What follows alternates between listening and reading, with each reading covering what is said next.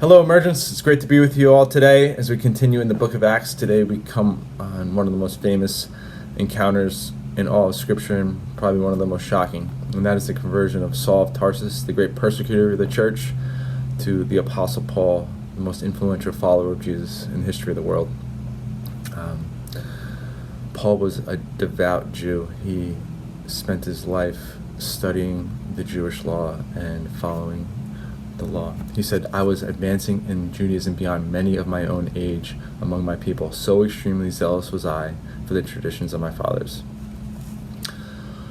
Paul saw Christians as a threat to Judaism, and he saw it as his mission to stamp it out.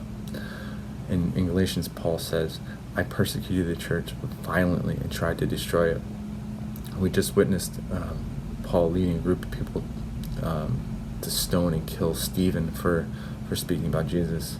And now we're witnessing him traveling after he got permission from the chief priest all the way to Damascus, which is a week's journey by foot in each direction, to arrest and bring any Christians back to Jerusalem to be imprisoned. He felt justified, and he wanted nothing to do with Christians. And then in an instant, when he met Jesus, things changed. I want to read this encounter with you, and then I'm going to share a couple reflections. "But Paul, still breathing threats and murder against the disciples of the Lord, went to the high priest and asked him for letters to the synagogues at Damascus, so that if he found any belonging to the way, men or women, he might bring them bound to Jerusalem. Now as he went on his way, he approached Damascus, and suddenly a light from heaven flashed around him. And falling to the ground, he heard a voice saying, 'Saul, Saul, why are you persecuting me?' And he said, 'Who are you, Lord?' And he said, 'I am Jesus, whom you are persecuting. But rise and enter the city, and you will be told what to do.' The men who were traveling with him stood speechless. Hearing the voice but seeing no one, Saul rose from the ground, and although his eyes were open, he saw nothing. So they led him by the hand and brought him into Damascus. And for 3 days he was without sight, and neither ate nor drank." And there's so much we can to say about this encounter, but as I was reflecting on the scripture this week, there were 3 things I wanted to leave you with. The first, as I was reading the scriptures leading up to this encounter, I couldn't help but notice Stephen's words as he was about to die. And these were his last words before breathing his last. He said, "Lord, do not hold this sin against them." So Stephen, right before he died, was prayed for Paul and all those that were persecuting him. I can't help but think about the legacy and the impact of this prayer for Christianity. And it's just a great reminder of how important it is for us to pray for those who persecute us, pray for those who persecute the church. Number 2 is the power of Jesus' call. The story of Paul's conversion is a great reminder that no one is beyond the reach of Jesus. In this encounter, we see that Jesus pursued Paul way before Paul pursued Jesus.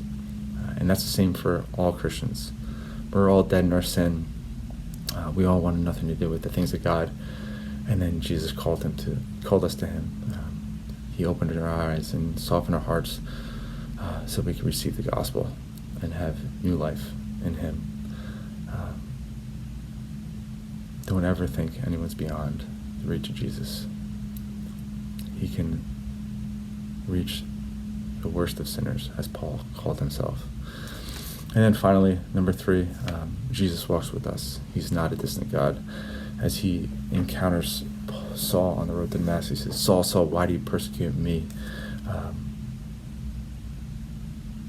Jesus was so close to his followers that he correlated the persecution of his followers with the persecution of him. And it's just a great reminder that Jesus is with us in all that we do. He knows our pain. He knows what we're feeling. He knows our struggles. He wants to be there with us and walk alongside us. Well, I hope the story of Saul is a great encouragement to you all as you walk through this week, and I hope it encourages you, strengthens your convictions, and gives you hope you need for those in your life that seem so hard to reach. Have a great day, Emergence.